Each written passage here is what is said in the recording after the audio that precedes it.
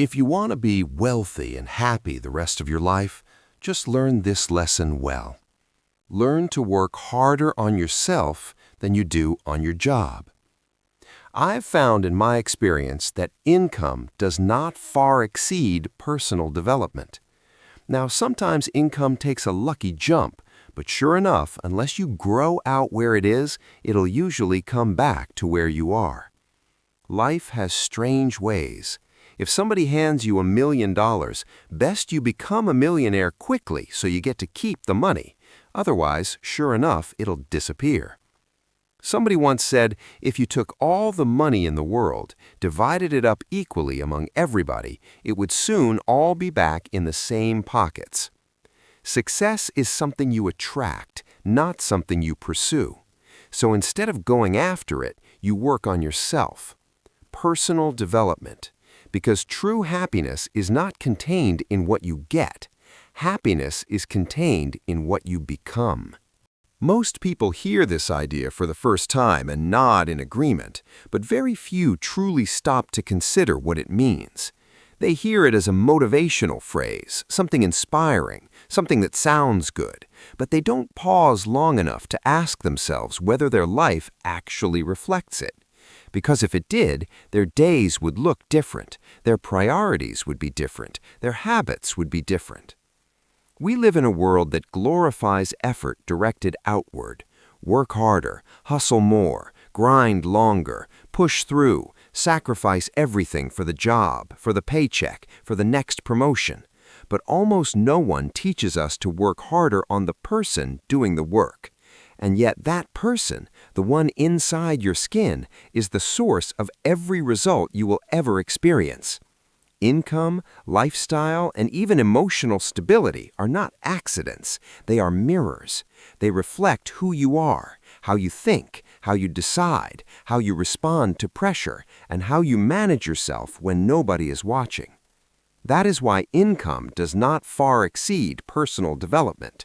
It can jump temporarily, sure. Life allows lucky breaks, unexpected opportunities, sudden wins. But life is also relentless about balance. If your external success rises faster than your internal growth, something eventually gives. Have you ever noticed how some people seem to lose what they gain? How they finally get an opportunity, a raise, a breakthrough, and somehow a few months or years later they're back where they started, or worse. Why does that happen? Is it bad luck, or is it something deeper? Life has strange ways, but it is also incredibly consistent. It doesn't punish people for success, it simply reveals whether they are prepared for it.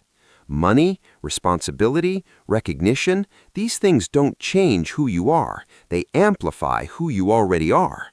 And if who you already are is undisciplined, insecure, reactive, or unclear, those traits will surface the moment pressure increases.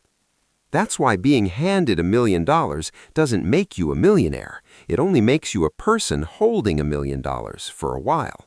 Unless your thinking, habits, and identity rise to meet that level, the money will find a way to leave, not because you're a bad person, but because it doesn't match who you are yet. So here's a quiet but powerful question. If your income doubled tomorrow, would your current mindset be strong enough to hold it? Would your habits support it? Would your decisions protect it? Or would the pressure expose cracks you've been avoiding? This is why success is something you attract, not something you pursue. When you chase success, you focus on the prize. When you develop yourself, you become the prize. And life responds very differently to someone who is internally grounded, disciplined, curious, and growing. Most people never stop chasing long enough to ask who are they becoming in the process. They measure progress by external markers, salary, status, possessions, but rarely by internal ones. Are they more patient than last year? More self-aware? More disciplined? More capable of handling stress? More thoughtful in their decisions? Because those internal metrics determine everything else. A job will pay you based on a role. Personal development pays you based on value. A role has a ceiling. Value does not. Skills stack, perspective compounds, character expands your capacity to handle bigger opportunities when they arrive. Yet most people give their best energy to their job and their leftovers to themselves. They wake up, rush through the day, drain their focus on tasks that serve someone else's vision, and by the time evening arrives, they're too tired to read, reflect, or learn. Growth gets postponed again and again. And then years pass. So ask yourself honestly, are you working harder on your job or on yourself? And if nothing changes, where does that road actually lead? Happiness follows the same principle. People chase it the same way they chase money, externally. They tie it to circumstances. When life improves, happiness rises. When life gets difficult, happiness collapses. But happiness that depends on conditions is unstable by design. True happiness comes from alignment, from knowing you are growing, from feeling capable, from making progress even when things are hard, from becoming someone you respect. Why do some people stay calm in chaos while others fall apart? Why do some feel fulfilled with less while others feel empty with more? The answer is not circumstances, it's development. Two people can live in the same city, earn the same income, and experience completely different emotional realities. One feels trapped and bitter. The other feels motivated and grateful. The difference is not life, it's the person living it. Happiness is contained in what you become, because becoming is something no one can take from you. You can lose money, you can lose status, you can lose comfort, but you cannot lose growth. You carry it with you. Every time you become more disciplined, life gets easier to manage. Every time you become more confident, fear loses power. Every time you become more skilled, options multiply. So here's another question worth sitting with. Who are you becoming through your daily habits? Not your intentions, not your plans, your habits. Personal development is not about hype or pretending everything is positive. It's about upgrading how you think, how you act, and how you respond when life doesn't cooperate. It's about building the internal structure needed to sustain success when it finally arrives. When you grow internally, the world begins to respond differently. Opportunities don't suddenly appear out of nowhere. You simply start noticing them. People don't magically trust you. You communicate with more clarity and confidence. Money doesn't chase you. You create value that attracts it. Have you ever met someone who seems lucky again and again? What if it wasn't luck at all? What if it was preparation quietly meeting opportunity? Growth sharpens perception. It trains you to see patterns, connections, and openings others miss. It turns problems into feedback instead of threats. It changes the questions you ask yourself. Instead of, why is this happening to me? It becomes, what is this teaching me? And that shift changes everything. Life does not promise comfort, it promises challenge. So the real question becomes, are you becoming strong enough to handle what life will inevitably bring? Because hoping for an easy life is fragile. Becoming a stronger person is sustainable. This is why working harder on yourself is the highest return investment you will ever make. Skills don't depreciate, wisdom compounds, character scales. Money can disappear overnight, titles can be taken away, circumstances can change without warning, but what you become stays. And when life forces you to start again, and it will, you don't start from zero, you start from experience, awareness, and growth. That's real security. Most people chase comfort because growth is uncomfortable, but comfort stagnates, growth expands. Every meaningful life is built by someone who chose growth repeatedly, even when it was inconvenient, even when no one was watching. So here's the quiet, uncomfortable question at the heart of all of this. Are you choosing comfort or are you choosing growth? Success doesn't require perfection. It requires direction. Small improvements practiced daily reshape identity over time, and identity determines destiny. When your thinking improves, your decisions improve. When your decisions improve, your results improve.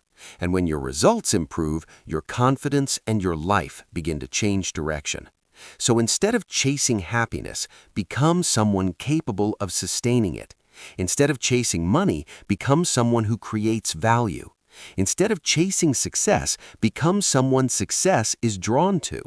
And maybe the most powerful question of all is this: if nothing changed externally, but you committed seriously to personal growth for the next year, who would you be 12 months from now? Because wealth and happiness are not destinations waiting somewhere in the future. They are reflections of who you are becoming right now. And the moment you decide to work harder on yourself than on anything else, you stop chasing life, and life starts responding to you. One of the greatest misunderstandings in life is believing that money is the problem. For millions of people around the world, money becomes the easy target, the convenient excuse. If I had more money, my life would change. If I had money, I could start. If I had money, I'd be confident. If I had money, I'd be happy. Yet this way of thinking quietly traps people in the very situation they are trying to escape. Because money is rarely the real issue. Money is a result, a symptom, an outcome. It is not a cause. The real problem, the root problem, is almost always a lack of ideas, a lack of understanding, a lack of perspective, a lack of imagination combined with disciplined thinking. When people say they don't have money, what they are really saying is, I don't yet know how to create value in a way the marketplace rewards. And that distinction changes everything. When you misidentify the problem, you chase the wrong solution. If you think money is the issue, you beg for it, borrow it, envy it, or wait for it. But if you understand that ideas are the issue, you begin to develop yourself. Because ideas do not fall from the sky. They are generated by minds that are prepared, curious, and trained to see differently. This is why someone can start with nothing and build something extraordinary, while another person can be handed resources and still lose everything. One has ideas, the other has excuses. Ideas are the true currency of progress. An idea can create money where none existed. An idea can turn problems into opportunities. An idea can collapse years of struggle into a single breakthrough. Every business, every invention, every movement, every fortune began as a thought in someone's mind before it ever became tangible. Yet most people never train their minds to produce ideas. They wait, they react, they consume, they complain, they repeat yesterday. And then they wonder why nothing changes. The tragedy is not poverty of income, it is poverty of thinking. When someone says, I don't have any money, it feels logical, even factual, but this statement hides a deeper limitation. It focuses attention on what is missing instead of what is possible. It closes the door to creativity. It tells the mind there is nothing I can do until something external changes. That belief is paralyzing. But the moment you shift the problem from money to ideas, something powerful happens. You regain control. Ideas are not owned by banks. They are not restricted by background, location, or current circumstances. Ideas respond to effort, study, observation, and curiosity.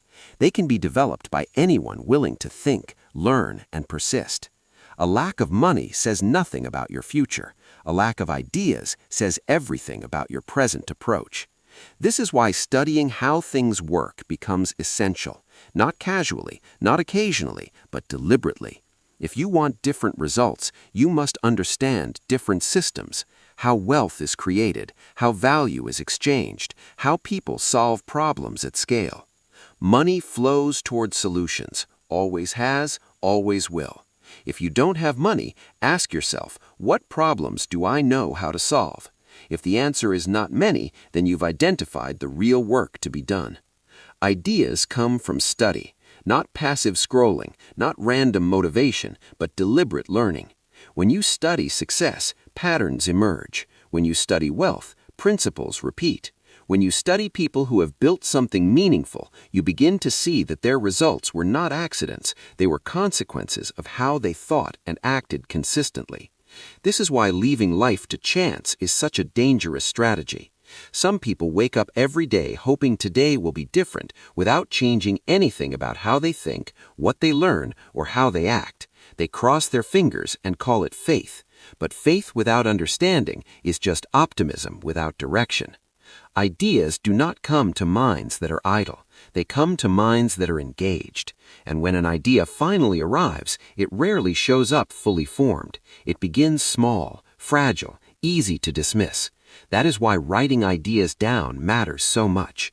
The mind is a terrible filing cabinet. It forgets, it distorts, it replaces, but a journal preserves raw potential.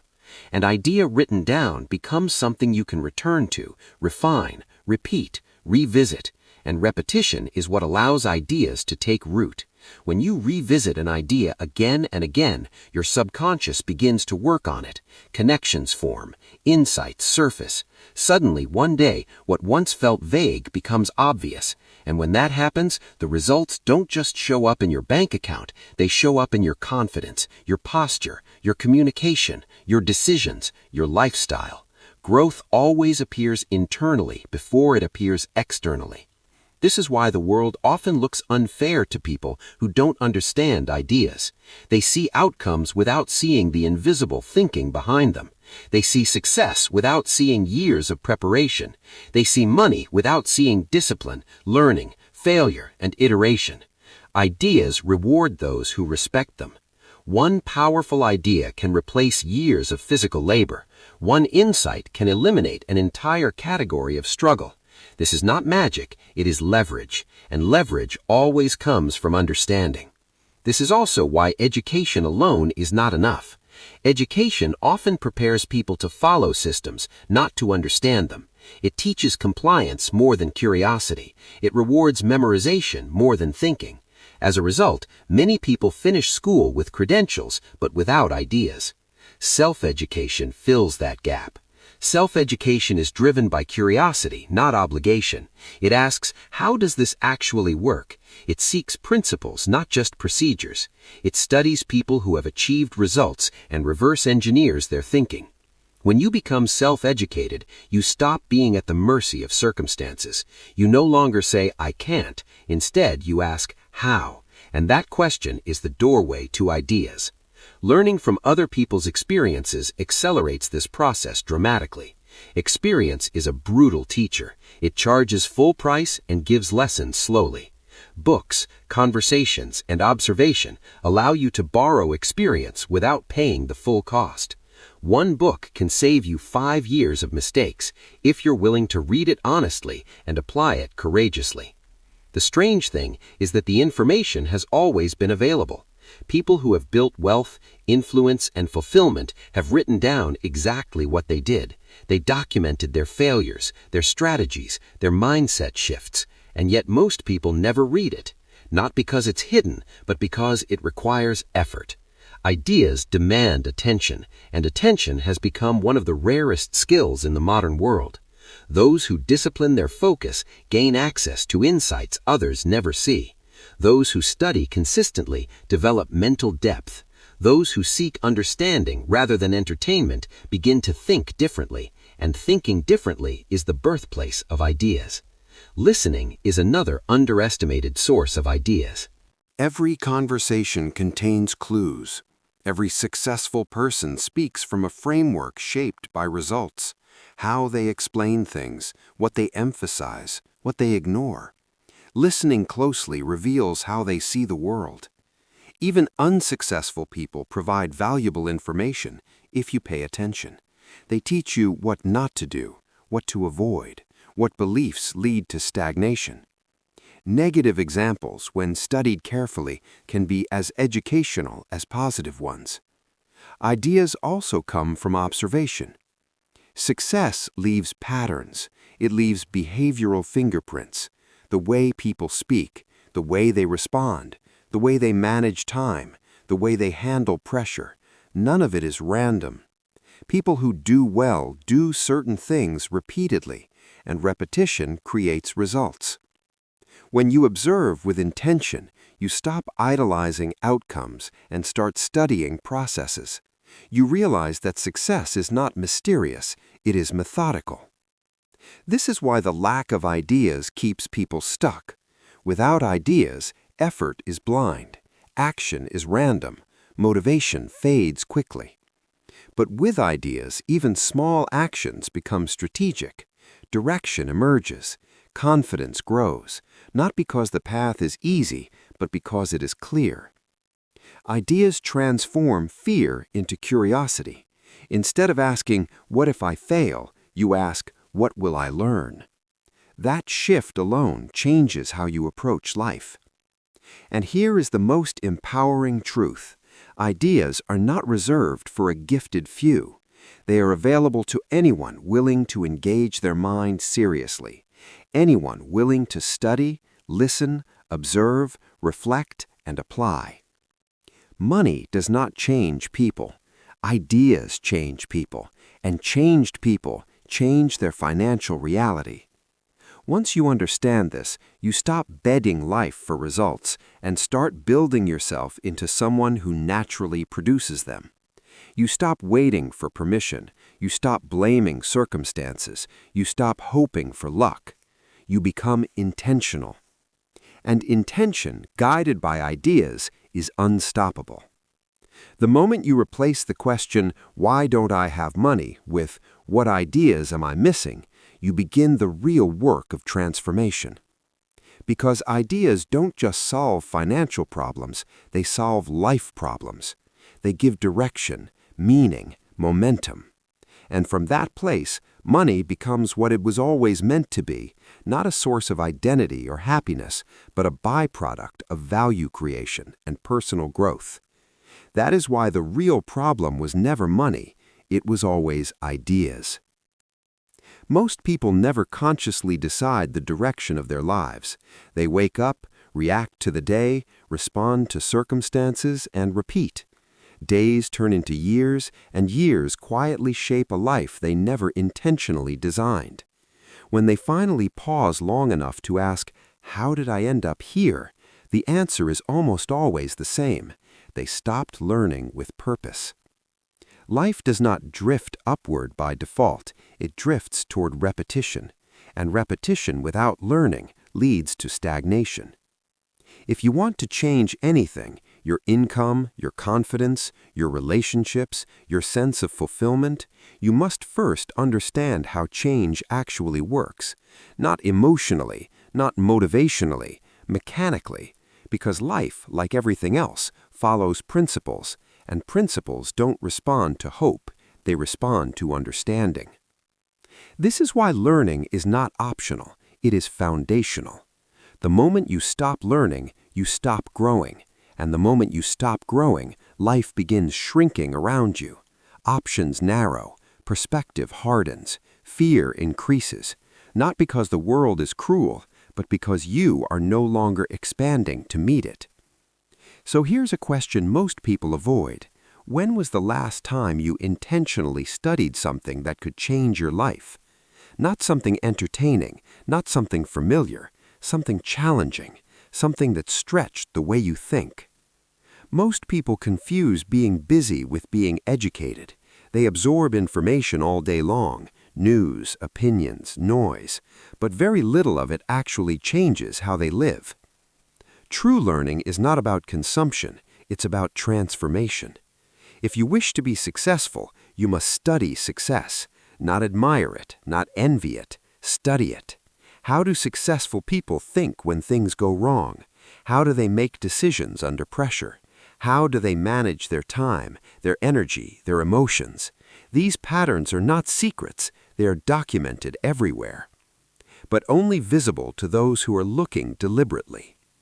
If you wish to be happy, you must study happiness, not chase pleasure, not avoid pain, but understand what creates lasting fulfillment. How do emotionally healthy people interpret setbacks? How do they build meaning into ordinary days? How do they maintain balance without losing ambition? If you wish to be wealthy, you must study wealth, not money itself, but value creation. How problems turn into opportunities, how skills turn into leverage, how consistency beats intensity every time. Yet most people leave these things to chance. They hope life will teach them. They assume experience alone is enough. But experience without reflection is just repetition. It teaches nothing new. So ask yourself honestly, are you learning by design or by accident? One of the biggest mistakes people make is believing that formal education is the end of learning. School teaches structure, but rarely teaches curiosity. It provides information, but not always understanding. Standard education produces standard results, and there is nothing wrong with that unless you want something beyond standard. If you want an uncommon life, you need uncommon learning habits. Self-education begins the moment you stop asking, "What do I need to know to pass?" and start asking, "What do I need to understand to grow?" It begins when curiosity replaces obligation. And curiosity is powerful. It pulls ideas toward you. It keeps your mind open. It prevents stagnation. Curious people don't wait for change. They search for it. Ideas are born in environments where learning is intentional. They don't come from panic or desperation. They come from exposure, repetition, and attention. That's why studying how things work is so critical. When you understand systems, how money flows, how habits form, how influence works, you stop blaming outcomes and start adjusting inputs. This is where writing becomes important. The mind is brilliant at generating ideas, but terrible at storing them. Thoughts come and go. Insights fade, but when you write something down, you give it weight, you make it real, you give yourself something to return to. Repetition turns information into understanding. When you revisit ideas, your perspective deepens. You see connections you missed before. What once sounded abstract becomes practical, and one day, often unexpectedly, something clicks. Have you ever noticed how an idea you heard months ago suddenly makes sense when you hear it again? The idea didn't change, you did. This is why learning is cumulative. Nothing is wasted. Every book, every conversation, every observation becomes raw material for future insight. Even confusion plays a role. It prepares the mind for clarity. But learning doesn't only happen through reading, it also happens through listening. And most people listen very poorly. They listen to respond, not to understand. They filter everything through their existing beliefs. They wait for their turn to speak. As a result, they miss insights hiding in plain sight. When you listen to someone who is doing better than you, really listen, not to agree or disagree, but to understand, you step into a different mental framework. You hear how they interpret problems. You notice what they emphasize and what they ignore. You begin to see life through a different lens, and that changes you. Listening also applies to observing failure. Unsuccessful people teach powerful lessons, but only if you're willing to see them. They reveal patterns of avoidance, blame, short-term thinking, and fear. Studying these patterns helps you avoid repeating them unconsciously. So here's an uncomfortable question. Whose advice are you listening to most often, and where has that advice led them? Learning also happens through observation. Success leaves clues. It always has. People who do well do certain things repeatedly. They manage themselves differently. They respond to stress differently. They speak differently, not louder, not fancier, but clearer. Observation requires attention, and attention is rare. Most people move through life half-present. They see with their eyes, but not with their minds. They notice surfaces, not patterns. But when you train yourself to observe intentionally, life becomes a classroom. You notice how someone enters a room, how they shake hands, how they handle disagreement, how they follow up, how they manage details. None of these things are random. They are expressions of internal discipline. Have you ever watched someone succeed and thought they make it look easy? It looks easy because you're seeing the result, not the process. Observation reveals the process. And sometimes observation means copying before you fully understand, not blindly, but deliberately. Behavior shapes identity. When you practice the habits of successful people, even before you feel like one, your mindset begins to adjust. This is not pretending, it's training. Learning is not passive, it demands participation. You don't become educated by knowing facts, you become educated by applying insight. And here is where many people get stuck. They learn, but they never act. They consume information endlessly, turning learning into entertainment. Knowledge piles up, but nothing changes. Learning without action leads to frustration. Action without learning leads to chaos. Growth happens when the two meet.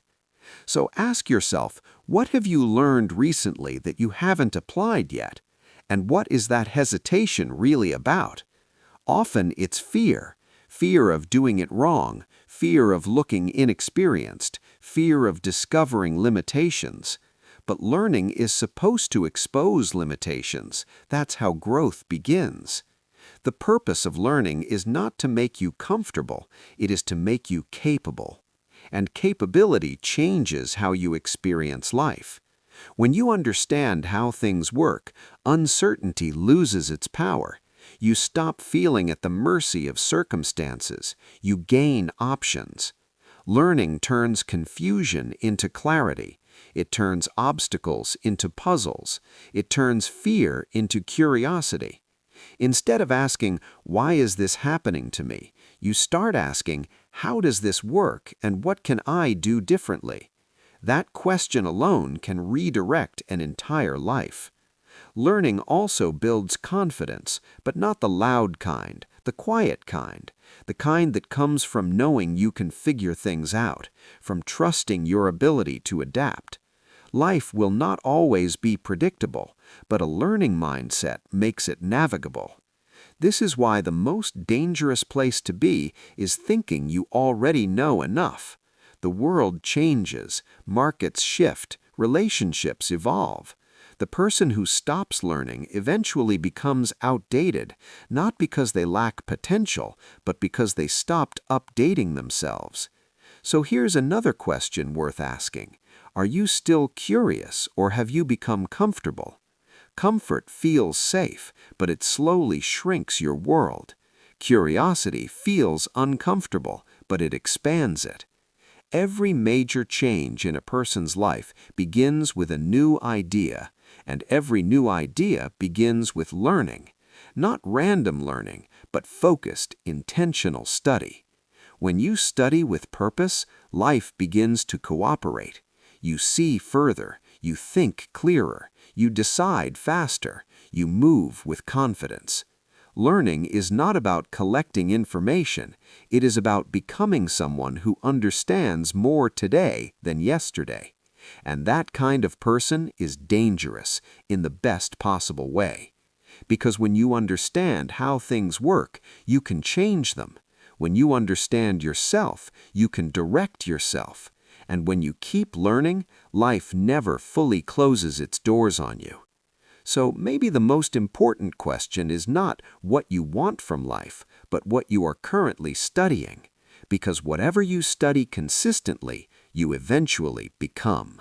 Most people believe that change begins with motivation.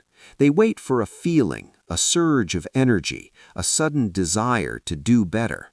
But real change almost never starts that way. It starts with exposure, with what you repeatedly allow into your mind, with what you read, what you listen to, and what you choose to notice. Your environment is not just where you live, it is what you consume mentally every day. Think about that for a moment. If your thoughts are shaped by what you read, hear, and observe, then the quality of those inputs quietly determines the quality of your life. Not dramatically at first, subtly, over time. So here's a question most people never ask themselves. What kind of information am I feeding my mind on a daily basis? Because the mind does not stay empty. If you don't intentionally fill it with something useful, it will fill itself with whatever is most available: noise, opinions, negativity, distraction. And then people wonder why they feel stuck, uninspired, or directionless. Change begins when learning becomes intentional. Reading is one of the most underestimated forces in personal transformation, not because people don't know it's useful, but because they underestimate its cumulative power. One page doesn't feel life-changing, one chapter doesn't feel revolutionary, but reading is not about instant impact, it's about gradual rewiring. Every book is a conversation with a mind that has lived, struggled, failed, learned, and reflected. When you read, you borrow someone else's perspective. You see through their eyes. You gain access to years of experience compressed into hours. So ask yourself honestly, when was the last time you read something that challenged the way you think? Successful people read not because they are trying to look intelligent, but because curiosity drives them. They want to know how things work. They want to understand patterns. They want to improve their decisions. And reading does something subtle but powerful. It slows you down. It forces focus. It trains attention. In a world built to fragment your concentration, reading builds mental discipline. Even 30 minutes a day can change a life, not overnight, but inevitably. What happens if you read something positive, instructional, or challenging every day for a year? Who do you become? How do your conversations change? How does your thinking shift? Most people never find out because consistency feels boring, but boredom is often the doorway to mastery. Reading is also selective. What you choose to read matters. Feeding your mind with constant negativity, outrage, or shallow entertainment trains it to expect the same from life. Feeding it with ideas, principles, and examples of growth expands what you believe is possible, and belief shapes behavior. But reading alone is not enough. Learning also happens through listening, and listening is an art very few people practice well. Most people hear words, but they don't absorb meaning. They listen to confirm what they already believe. They filter information through ego, defensiveness, or impatience. As a result, they miss insight hiding in plain sight. When you listen to someone who is doing better than you, financially, emotionally, professionally, you have a choice. You can judge, compare, or compete, or you can listen with humility. Listening with humility is powerful. It allows ideas to enter your mind without resistance. It opens space for learning. So here's a question worth asking. When you listen to successful people, are you really listening or are you waiting for your turn to talk? Successful people speak from experience. Their language carries patterns. They emphasize different things. They prioritize differently. They think in terms of long-term outcomes rather than short-term comfort. If you listen closely, you begin to notice these differences, and once you notice them, you can't unsee them. Listening doesn't only mean formal lectures or speeches, it means conversations, casual remarks, stories shared over time. Sometimes the most valuable idea is dropped quietly, almost accidentally, but you only catch it if you're paying attention. This is why surrounding yourself with people who are growing matters, not because they are better than you, but because they stretch your perspective, they normalize progress, they make growth feel possible. Even listening to people who are struggling has value. If you listen carefully, you hear patterns of thought that keep them stuck. Excuses, blame, short-term thinking, fear disguised as logic. Negative examples are teachers too, if you're willing to learn without judgment. So ask yourself, whose voices dominate your life right now? And are those voices leading you forward or holding you in place? Then there is observation, perhaps the most overlooked source of learning. Observation requires presence. It requires attention. It means watching not just what people say, but how they behave, how they show up, how they respond under pressure. Success leaves clues. It always has. People who do well do certain things repeatedly. They are punctual, they follow through, they handle details, they manage emotions, they communicate clearly. None of this is dramatic. That's why it's easy to miss. But small behaviors repeated daily create massive differences over time. Have you ever watched someone succeed and thought, there must be something special about them? What if there isn't anything mystical at all? What if it's simply patterns you haven't learned to see yet? Observation trains your eye to spot those patterns. Watch how successful people enter rooms, how they greet others, how they ask questions, how they handle disagreement, how they respond to criticism. These moments reveal more than resumes ever could. And sometimes observation means copying before fully understanding, not to imitate blindly, but to practice behavior that leads to better outcomes. Action shapes identity. When you act differently, you begin to think differently. This is how growth often works, from the outside in. Some people dismiss this as superficial, but behavior is the bridge between intention and identity. You don't wait to feel confident before acting confidently. You act, and confidence follows. So here's a question. What behaviors are you observing daily, and which ones are you unconsciously absorbing? Because observation works whether you intend it or not. You are always learning something. The question is whether it's helping you or hurting you. Reading feeds your mind with structured ideas. Listening exposes you to living perspectives. Observation reveals real-world application. Together, they create a complete learning loop. But learning is only powerful if it leads somewhere. Many people consume information endlessly. Books pile up, podcasts play in the background, videos autoplay, but nothing changes. Why? Because learning without reflection becomes noise. You must pause, ask questions, connect dots, decide what matters. What idea stood out to you today? Why did it stand out? How does it challenge your current way of thinking? What could you do differently because of it?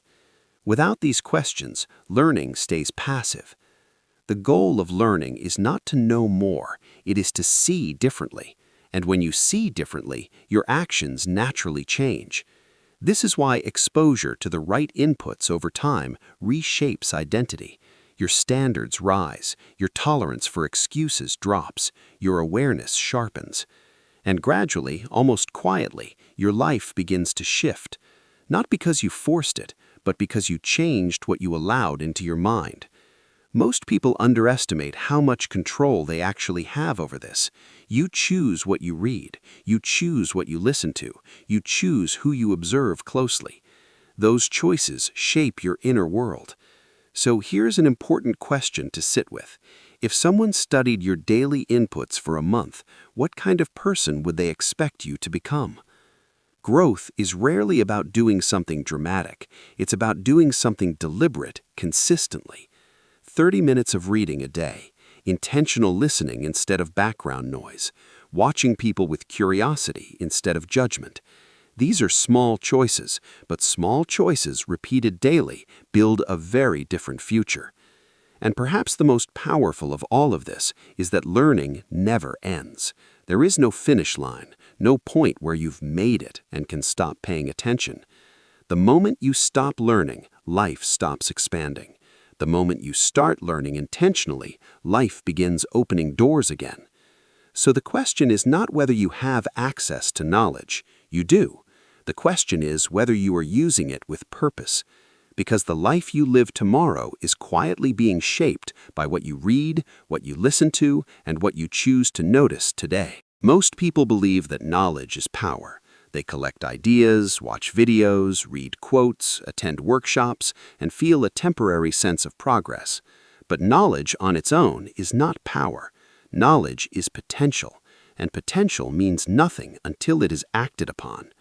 The real separator between those who change their lives and those who stay stuck is not intelligence, talent, or even opportunity.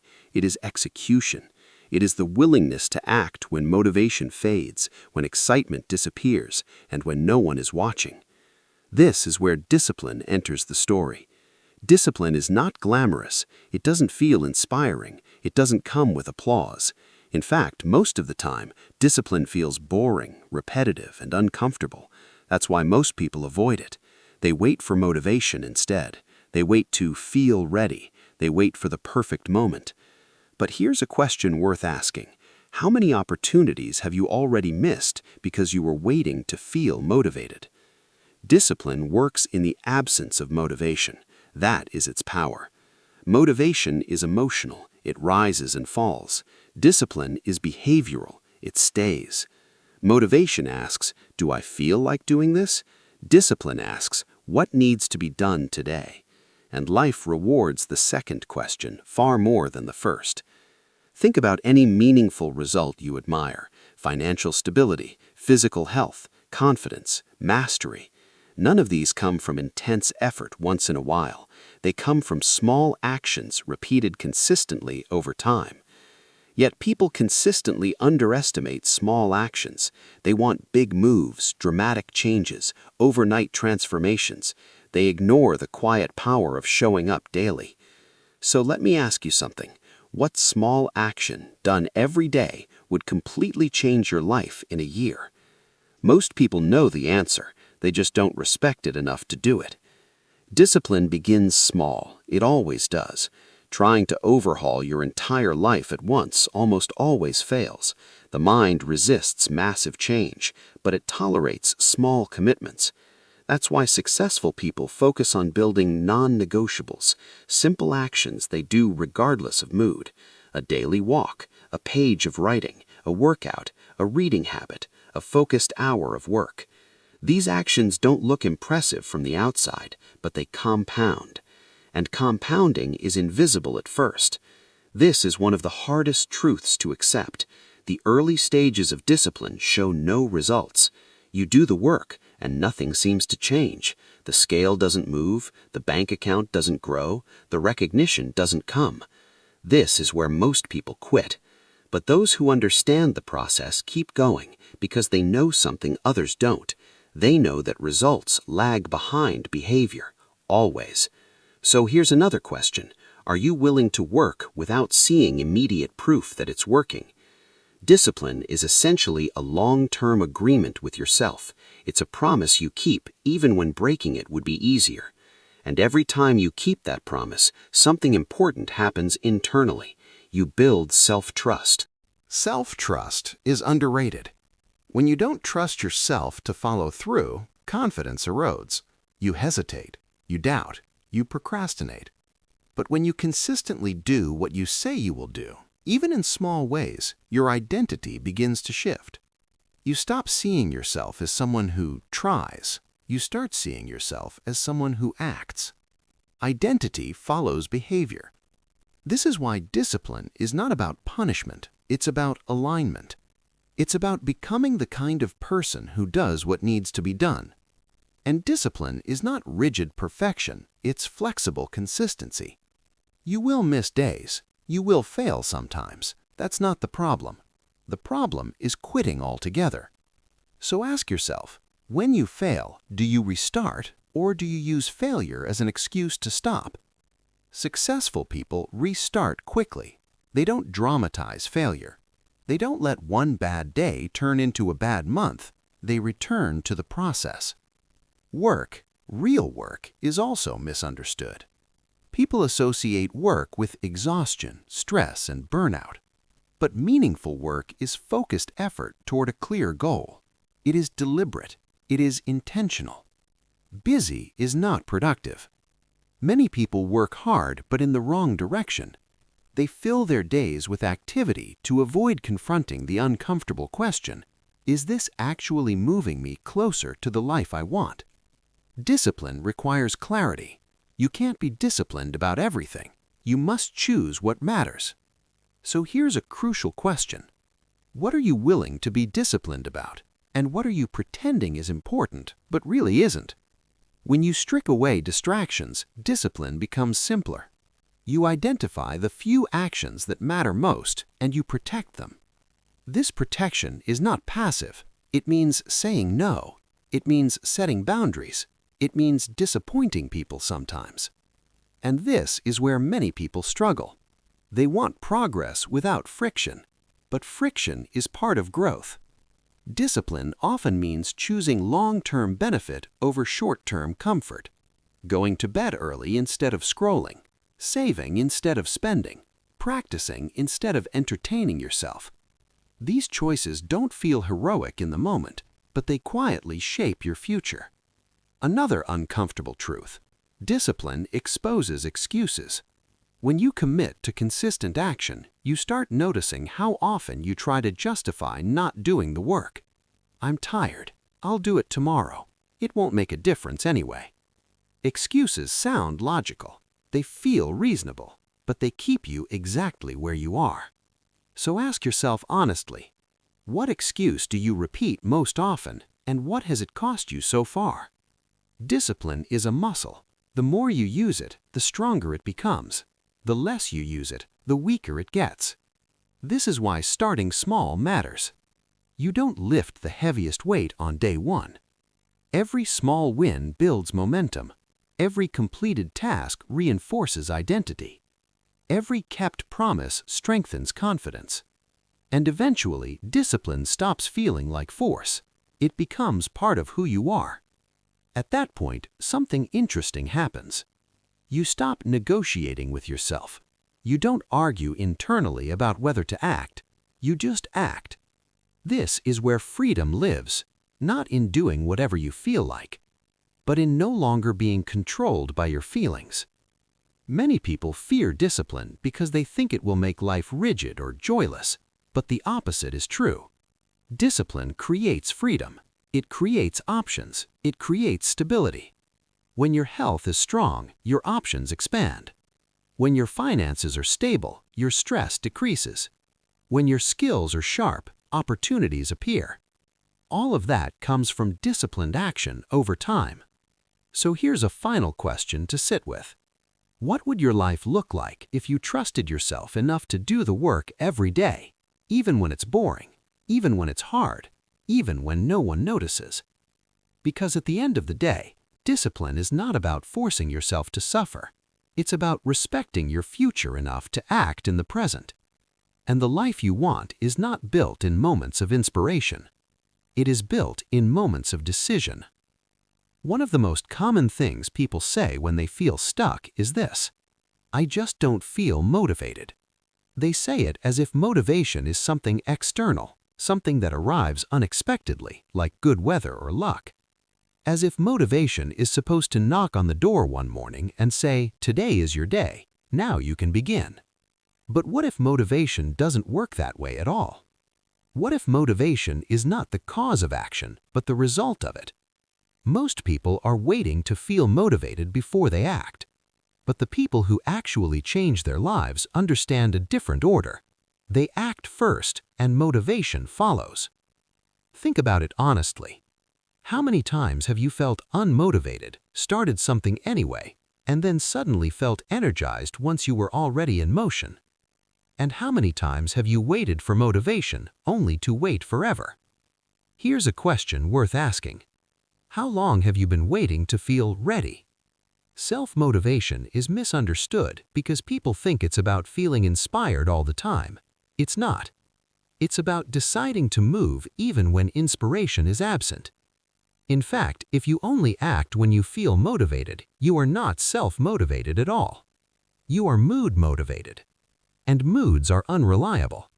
They change with sleep, food, stress, weather, and emotions. If your progress depends on your mood, your progress will always be inconsistent. Self-motivation begins with personal responsibility. This is uncomfortable for many people because it removes excuses. It means accepting that no one is coming to save you. No one is going to push you every day. No one is responsible for your drive except you. And that realization can feel heavy at first. But it is also incredibly empowering. Because once you accept that responsibility, you stop waiting. You stop blaming circumstances. You stop pointing outward. You start asking better questions. Not, why am I not motivated, but what can I do right now even without motivation? Self-motivated people don't rely on emotional highs. They rely on structure, purpose, and identity. They know why they are doing what they are doing. And that why doesn't disappear when things get difficult. So let me ask you something. Do you know why you want the life you say you want? Or do you just want the feeling of wanting it? Wanting is easy. Commitment is different. Self-motivation grows when your goals are connected to meaning, not just outcomes. Money alone is a weak motivator. Status fades quickly. External validation loses power. But purpose sustains. When your actions are tied to who you want to become, not just what you want to get, motivation becomes deeper and more stable. This is why people who only chase surface-level goals burn out quickly. They have nothing to lean on when excitement fades. Self-motivation also requires honesty. You cannot motivate yourself effectively if you constantly lie to yourself. If you pretend something matters when it doesn't. If you say you want change but secretly fear it. So ask yourself this. What part of your life are you saying you want to change but you're not actually willing to take responsibility for? Motivation doesn't come from pressure. It comes from clarity. Clarity about your standards. Clarity about what you will tolerate and what you won't. Clarity about the cost of staying the same. Sometimes the strongest motivation is not the dream of a better future, but the realization that the current path is unacceptable. Pain can be a powerful motivator if you let it teach instead of paralyze. Self-motivated people don't avoid discomfort, they understand it. They use it as feedback. They ask, what is this discomfort trying to tell me? Is this resistance a signal to stop or a signal to grow? And most of the time, it's the second. Another truth about self-motivation: it is built, not found. You don't wake up one day suddenly full of drive. You create it through action, environment, and habits. Your environment matters more than you think. If you surround yourself with constant distraction, negativity, and passive consumption, your motivation will always struggle. Not because you're weak, but because you're human. So here's a curious question. Is your environment designed to support your growth or to numb you? Self-motivated people are intentional about what they allow into their minds, what they watch, what they listen to, who they spend time with. They understand that motivation is fragile. It needs protection. They don't rely on willpower alone. They reduce friction. They make the right actions easier and the wrong ones harder. This is not laziness, it's strategy. Self-motivation is also deeply connected to self-respect. Every time you say you'll do something and don't do it, you lose a little trust in yourself. Over time, that loss adds up. You stop believing your own promises. But every time you follow through, even on something small, you rebuild that trust. And trust fuels motivation. Because when you trust yourself, action feels meaningful. It feels worthwhile. So ask yourself, do you believe yourself when you say, I'll start tomorrow? If not, why would your mind feel motivated to try again? Self-motivation grows when your actions match your words. Another key element is momentum. Motivation is not something you store, it's something you generate through movement. A stopped object stays stopped. A moving object stays moving. This is why starting is the hardest part. Once you start, things shift. Energy increases, focus improves, resistance weakens. So the real skill is learning how to start when you don't feel like it. Self-motivated people master the art of the imperfect start. They don't wait for ideal conditions. They don't wait to feel confident. They begin messy, uncertain, and uncomfortable. And that willingness separates them from everyone else. Here's a question that cuts deep. How many things in your life are unfinished because you waited for confidence instead of letting action create it? Confidence is a byproduct, not a prerequisite. Self-motivation also means reclaiming control over your internal dialogue. What you say to yourself matters more than you realize. If your inner voice is constantly critical, dismissive, or discouraging, motivation will struggle to survive, not because you're incapable, but because you're constantly draining your own energy. Self-motivated people speak to themselves differently, not with empty positivity, but with constructive truth. They don't say, "This is easy," when it isn't. They say, "This is hard, but I can handle hard things." They don't say, "I'll never change." They say, "This is slow, but I'm improving." So let me ask you, if someone spoke to you the way you speak to yourself, would you feel motivated or defeated? Self-motivation is also about patience. Change takes time, results lag, progress is uneven. People lose motivation when they expect quick rewards for long-term efforts. But self-motivated people understand the timeline. They commit to the process, not the outcome.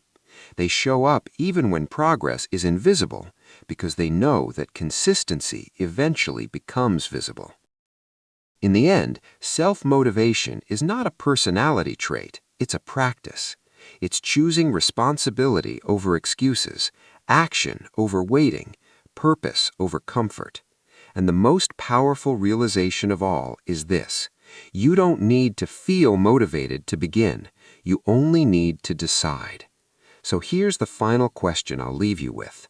If no one ever motivated you again, no speeches, no videos, no encouragement, what kind of person would you choose to be anyway? Because that answer tells you everything about the motivation that truly matters. There is a quiet temptation that appears once a person begins to understand how life works. It doesn't show up at the beginning when everything feels confusing and overwhelming. It appears later, after you've learned a little, after you've tasted some progress, after you've seen how systems operate. That temptation is the urge to cut corners, to take what you've learned and twist it just enough to get results without paying the full price, to look for shortcuts instead of mastery, to ask, how little can I do and still win? And this is where many people quietly sabotage themselves. Life has systems, invisible ones, moral ones, behavioral ones, psychological ones. And those systems can be worked, but they cannot be cheated. You can ignore them for a while, you can bend them temporarily, but eventually they correct themselves. So here's a question most people don't like to ask. Are you trying to grow, or are you trying to get away with something? Because there's a difference. Some people want success, others want the appearance of success. Some want wealth, others just want money fast. Some want respect, others want attention. And the path you choose determines not just what you get, but what you become. When people learn how things work, they face a choice. They can say, now that I understand this, I'll do it the right way. Or they can say, now that I understand this, how can I exploit it? The second choice always feels smarter in the short term. It feels efficient, clever, strategic, but it carries a hidden cost. Because when you compromise on principles, you don't just affect the outcome, you reshape your character. And character compounds too. Ask yourself this honestly. Have you ever gotten something you weren't truly ready for and felt the anxiety that came with it? That's the cost of shortcuts. When you bypass growth, you inherit pressure. When you skip integrity, you inherit fear. Fear of being exposed, fear of losing what you didn't earn, fear of not being able to sustain it. This is why fast success often collapses, not because success is bad, but because the person didn't grow enough to hold it. Life doesn't reward what you grab, it rewards what you can handle. And handling something requires internal alignment. People who try to beat the system often think the system is external, rules, institutions, markets, people. But the most powerful system is internal. Your habits, your standards, your conscience. You can't escape those. So here's another question. When no one is watching, what standards are you actually living by? Because that's who you really are. Integrity is not about morality speeches or public image. It's about consistency between what you know is right and what you're willing to do. And every time you cut a corner, you train yourself to tolerate less of yourself. That tolerance grows. What once felt like a small compromise becomes normal. What once caused discomfort becomes routine. And eventually, you don't even notice how far you've drifted. This is how people wake up years later feeling hollow, successful on paper, empty inside, because they traded alignment for speed. Here's the uncomfortable truth. Doing things the right way often takes longer. It demands patience. It demands humility. It demands repetition. And that's exactly why it works. The right way forces you to build skill, resilience, and depth. It forces you to confront your weaknesses instead of hiding them. Shortcuts hide flaws. Processes expose them. And exposure is painful, but it's also how growth happens. So let me ask you, would you rather look successful quickly or become capable slowly? One lasts, the other doesn't. People who try to cheat systems often justify it by saying everyone does it, but that's rarely true. Everyone talks about it, few actually win long-term doing it. Because systems are neutral, but consequences are not. You might fool people for a while, you might fool circumstances temporarily, but you cannot fool cause and effect. Effort creates capacity. Capacity sustains results. No effort means borrowed results, and borrowed things must be returned, often with interest. Another danger of cutting corners is that it disconnects you from meaning. When you earn something properly, it carries weight. You value it, you protect it, you grow with it. When you cheat your way there, it feels fragile. You don't trust it, you don't trust yourself. So here's a deep question. Do you want results that impress others, or results you can live with in peace? Peace is underrated. Peace comes from knowing you didn't betray yourself to get where you are. And peace is not passive, it's built. Built by choosing long-term integrity over short-term gain. Built by refusing to compromise on fundamentals. Built by saying, even if it takes longer, I will do it right. People who live this way don't panic when progress feels slow. They trust the process because they trust themselves within it. They know that anything built properly stands stronger under pressure. Another reason people try to beat the system is fear. Fear of being left behind. Fear of missing out. Fear that if they don't move fast, they'll lose their chance. But fear is a terrible advisor. Fear says hurry. Wisdom says build. Fear says take what you can. Wisdom says become who can handle more. So ask yourself, are your decisions driven by fear or by principle? Principles act like anchors. They keep you steady when emotions fluctuate. Without principles, every opportunity becomes confusing, every decision becomes reactive, and reaction rarely leads to fulfillment.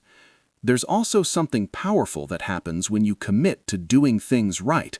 You stop looking over your shoulder. You stop worrying about collapse. You stop wondering when it will all fall apart, because the foundation is solid. And that confidence changes how you move through life. People sense it. They trust you more. They respect you more. They invest in you more. Not because you demand it, but because integrity is felt. And here's something most people don't realize. Doing things right doesn't mean doing them perfectly. It means being honest when you fail. It means correcting course instead of hiding mistakes. It means learning, not pretending. Integrity is not rigidity. It's responsiveness without deception. So let me ask you one last powerful question. If your future self could speak to you today, would they thank you for choosing the easy way or the honest way? because one builds a life you can stand on, and the other builds a life you're always afraid to lose. In the end, systems are not enemies. They are teachers. If you respect them, they reward you. If you fight them, they correct you. And the wisest path, the one few choose, is simple, not easy. Find out how it works, work it, and refuse to compromise with what you know is right. Because success without integrity is noise, but success built on alignment becomes a legacy. There comes a moment in every person's life when knowledge stops being innocent. At the beginning, learning feels pure. You listen, you absorb, you're curious, you're open. You want to understand how life works because you genuinely want to improve. But after a while, something subtle changes. You start to see patterns. You begin to understand systems. You notice what works and what doesn't. And that is exactly where a quiet danger appears. It is the moment when a person stops asking, "How can I grow?" and starts asking, "How can I get the result faster?" This shift is small, almost invisible, but it changes everything. Because learning how life works gives you power, and power always comes with temptation. The temptation to bend the rules, the temptation to cut corners, the temptation to take advantage of knowledge without paying the full price of becoming. At first, it feels harmless. You tell yourself you're just being efficient. You say everyone does it. You convince yourself that the system is unfair anyway, so why not outsmart it? But life has a way of exposing that logic over time. Here is a question few people are brave enough to ask themselves. Am I trying to understand the system so I can work with it, or am I trying to understand it so I can cheat it? Because there is a difference, and the consequences are not the same. Life operates on principles, not opinions. These principles don't announce themselves. They don't argue. They don't explain. They simply respond. When you align with them, they reward you quietly. When you violate them, they correct you eventually. Not out of anger, not out of judgment, but out of balance. You can ignore gravity for a moment, but you can't escape the fall.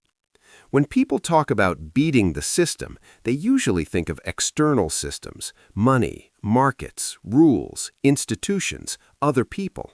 But the most unforgiving system is internal. Your habits, your standards, your conscience, your sense of self-respect. You can cheat a test once and still pass, but you can't cheat your own character without paying for it later.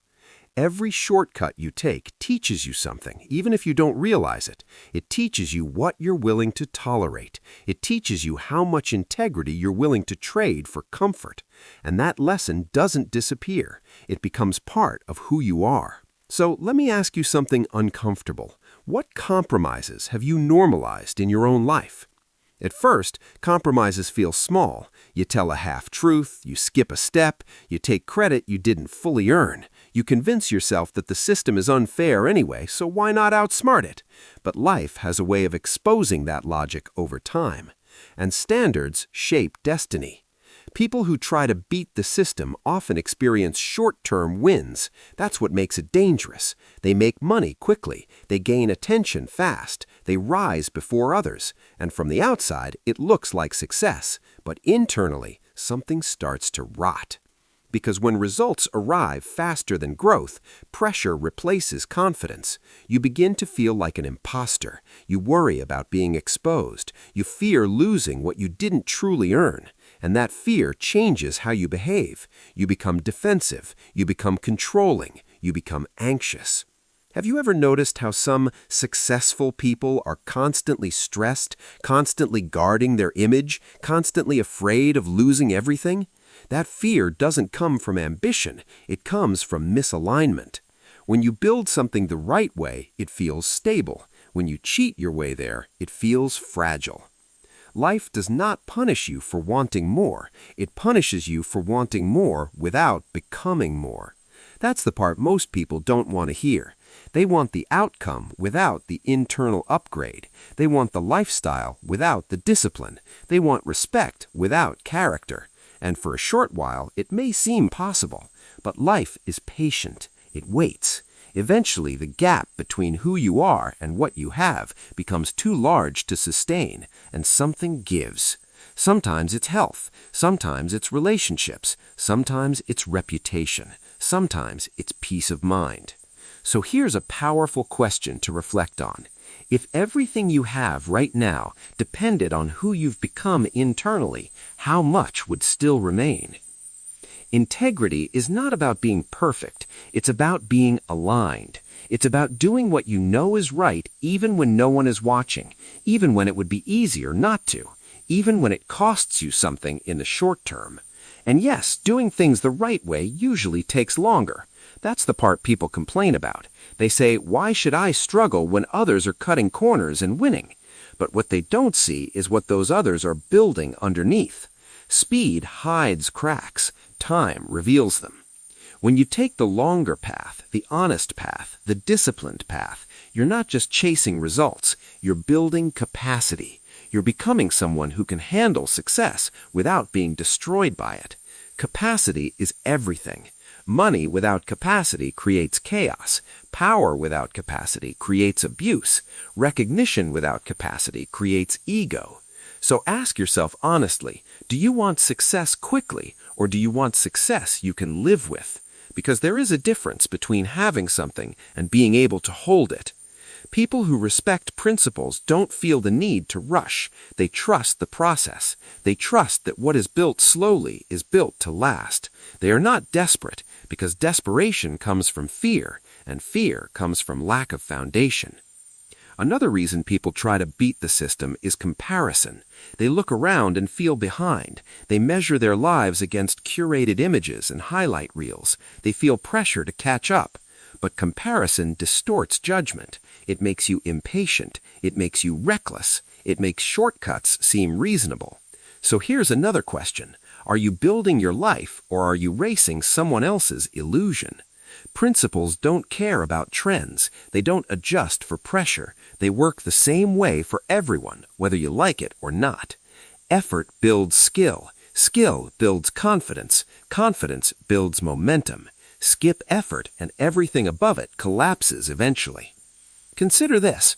When you earn something honestly, you value it differently. You protect it. You respect it. You grow into it.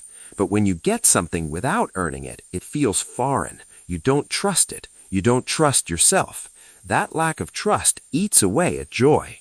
How many people do you know who have it all but seem empty? How many are restless, dissatisfied, always chasing the next thing? That emptiness is not random. It's the cost of disconnection between values and actions. Peace comes from alignment. Peace comes from knowing you didn't betray yourself to get where you are. And peace is not weakness, it is strength.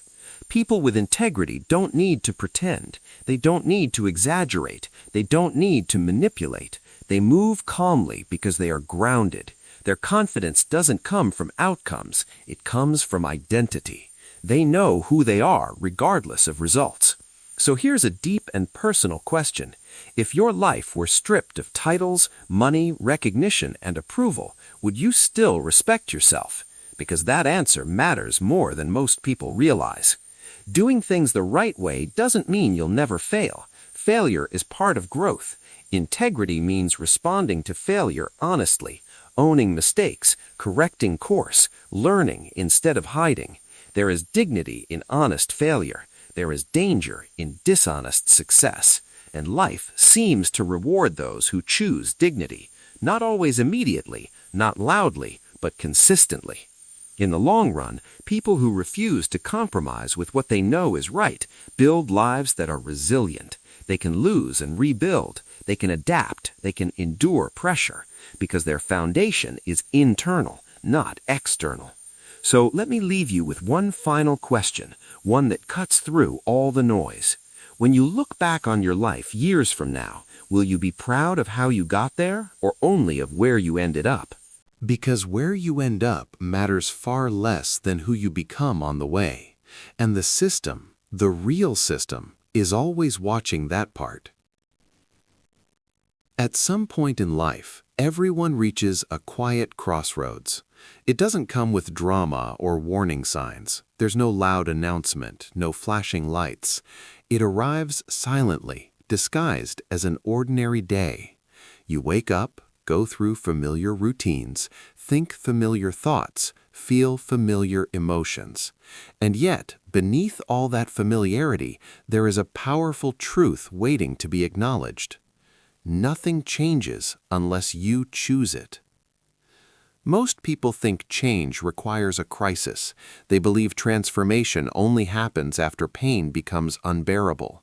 Sometimes that's true, but the deeper truth is this: change is always available, even when nothing is falling apart.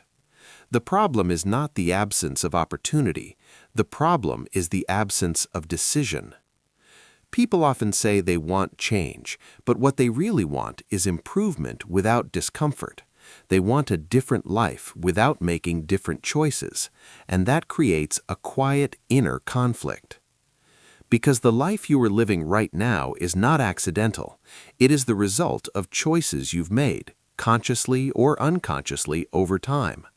That can be uncomfortable to admit, but it is also incredibly freeing. Because if your life is shaped by choice, then it can be reshaped by choice. So here's a question worth sitting with. If your current situation is the result of past decisions, what kind of decisions are you making today? Choice is powerful because it gives you ownership, and ownership changes how you see yourself. You stop feeling like a victim of circumstances and start recognizing yourself as a participant in your own story. But choice also carries responsibility, and responsibility scares people more than limitation. It's easier to believe that life is happening to you than to accept that you are, in many ways, creating it. Yet every day, whether you realize it or not, you are choosing. You choose how you respond. You choose what you tolerate. You choose what you avoid. You choose what you pursue. And even choosing not to choose is a choice. So ask yourself honestly, where in your life are you choosing comfort over change? Change doesn't usually arrive in massive, dramatic actions. It arrives in small, quiet decisions. Decisions like speaking up instead of staying silent, starting instead of postponing, letting go instead of holding on. These decisions rarely feel heroic in the moment. They often feel awkward, uncomfortable, or uncertain, but they are the turning points. One of the greatest illusions people live under is the belief that tomorrow will somehow be different without anything changing today. They imagine a future version of themselves who is more disciplined, more confident, more focused, without understanding that future version is built by present actions. The future does not arrive ready-made. It is assembled moment by moment. So here's a challenging question. If tomorrow were simply a continuation of today, how would you feel about where you're heading? This is why awareness matters. Awareness breaks the automatic cycle. It forces you to confront patterns, and patterns don't change until they are acknowledged. Many people spend years repeating the same behaviors while hoping for different results. They change locations, relationships, jobs, but not themselves. And then they wonder why nothing truly changes. Change is internal before it is external. When you change how you think, how you decide, how you respond, your external world eventually follows. But that internal shift begins with a choice, and choice often feels lonely. When you decide to change, you separate yourself from familiar patterns and familiar people. You may outgrow conversations. You may outgrow environments. You may even outgrow parts of your identity. That can feel unsettling. So here's another honest question. Are you more afraid of changing or of staying the same? Because staying the same has a cost too. It just hides it better. Staying the same costs potential. It costs growth. It costs time. And time is the one resource you can't replenish. Change demands courage, not confidence. Confidence comes later. People often wait to feel confident before they act, but confidence is built through action, not before it. The choice comes first. The belief follows. Every meaningful change in your life likely began with uncertainty, a decision made without guarantees, a step taken without full clarity. And yet, those are often the moments you look back on with gratitude. So why do we resist choosing now? Fear plays a role. Fear of failure, fear of judgment, fear of making the wrong decision. But beneath all that fear is something deeper, fear of responsibility. Because once you choose, you can't pretend you didn't know. You can't hide behind excuses. You become accountable. And accountability can feel heavy, but it can also feel liberating. Because when you accept responsibility for your choices, you reclaim control over your direction. You stop waiting for permission. You stop waiting for circumstances to align. You stop waiting for someone else to change first. You act. Change is not a single decision. It is a series of decisions reinforced over time. You choose again and again, and eventually those choices accumulate into a new identity.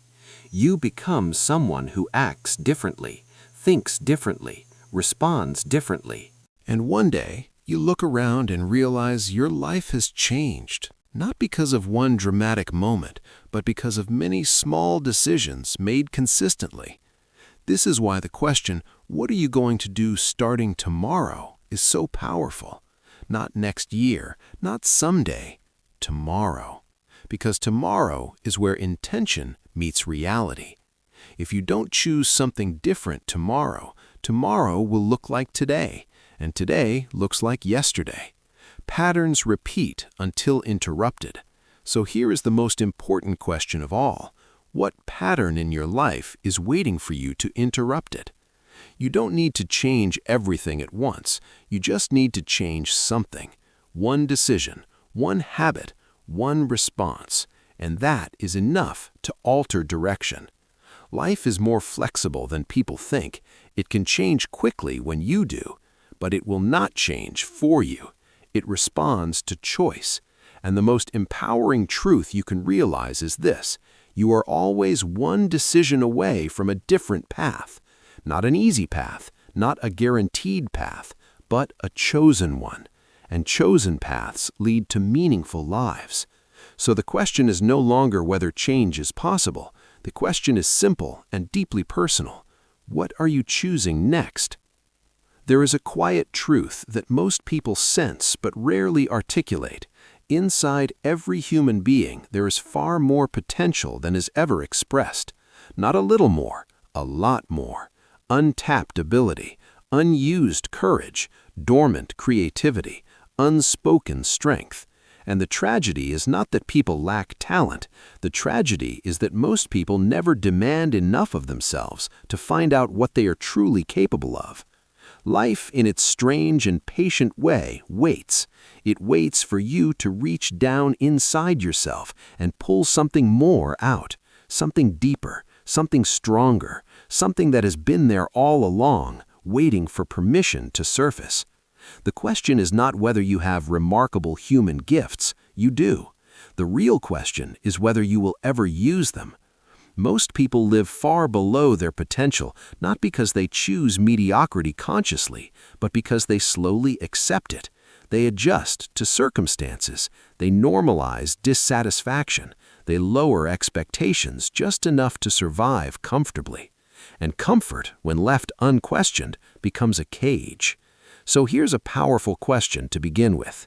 When was the last time you truly challenged yourself to grow, not because you had to, but because you knew you could?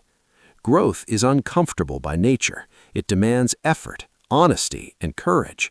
It asks you to confront parts of yourself you'd rather ignore. That's why many people avoid it. They stay busy instead. They distract themselves. They tell themselves they'll grow later when things calm down. But later rarely arrives. And life doesn't reward potential. It rewards expression. You are not judged by what you could have done. You are shaped by what you actually do.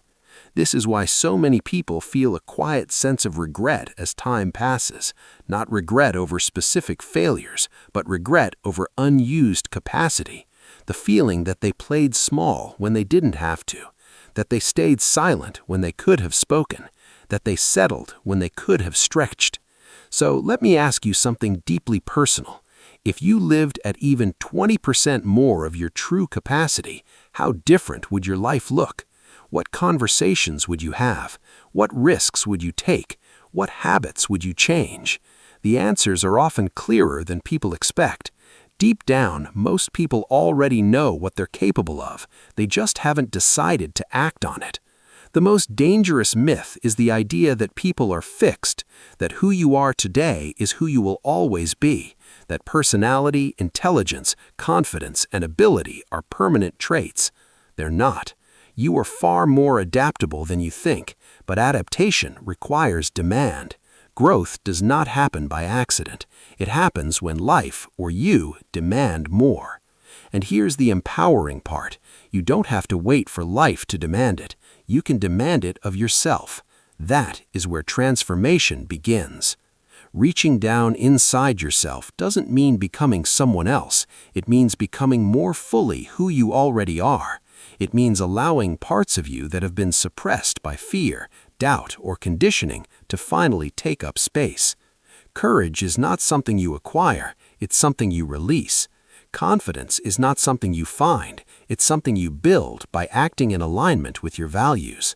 Strength is not something reserved for special people. It emerges when you stop avoiding difficulty. So ask yourself, what part of yourself have you been keeping small to stay comfortable? Most people underestimate how quickly life can change once they start operating differently. They think transformation takes decades. Sometimes it does, but often the internal shift happens much faster than the external one. Once you decide to stop settling, your standards change. Once your standards change, your behavior follows. Once your behavior changes consistently, your life has no choice but to respond. Life responds to who you are becoming. This is why true change feels so powerful. It's not just about new results, it's about a new identity. And identity is sticky. Once you see yourself differently, it's hard to go back. You stop accepting excuses from yourself. You stop tolerating environments that drain you. You stop engaging in patterns that no longer align. That's not arrogance, that's self-respect. So here's another question. Do you treat your own potential with respect, or do you waste it casually? Wasting potential doesn't always look dramatic. Often it looks like procrastination, like half-effort, like staying silent, like choosing distraction over discipline. And because it looks harmless, people don't confront it. But potential left unused doesn't disappear. It turns into frustration, into restlessness, into dissatisfaction with life that has no obvious cause. That quiet dissatisfaction is a signal.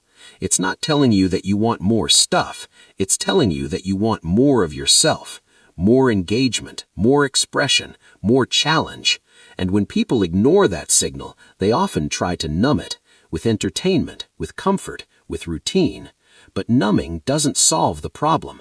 It delays it. So here's a challenging thought. What if the discomfort you feel is not a sign that something is wrong, but a sign that something inside you wants to be used?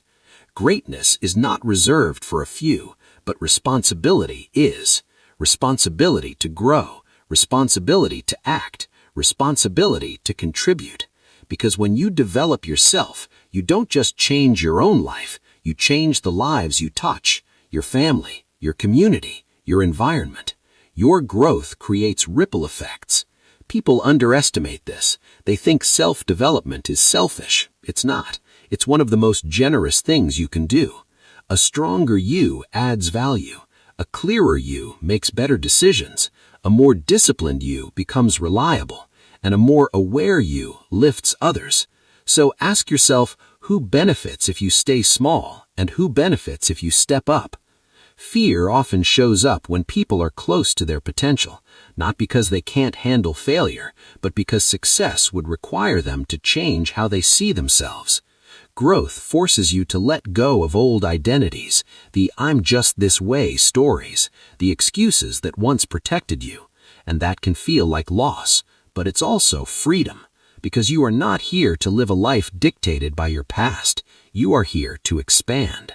And expansion is uncomfortable. It stretches you, it challenges you, it exposes you, but it also fulfills you. So here's a final grounding question. When you imagine your future self looking back at this moment, what do you hope they see? Someone who waited, or someone who tried? Someone who stayed safe, or someone who explored their limits? Life does not require perfection, it requires participation. You don't have to know exactly how everything will unfold. You just have to be willing to take responsibility for what you do next. And that responsibility is not a burden, it's an invitation to become more aware, more disciplined, more honest, more alive. You don't ever have to be the same again unless you choose to be. That is both the challenge and the gift. So the question that remains, the one that matters more than any advice or speech, is this: now that you know you can change, will you?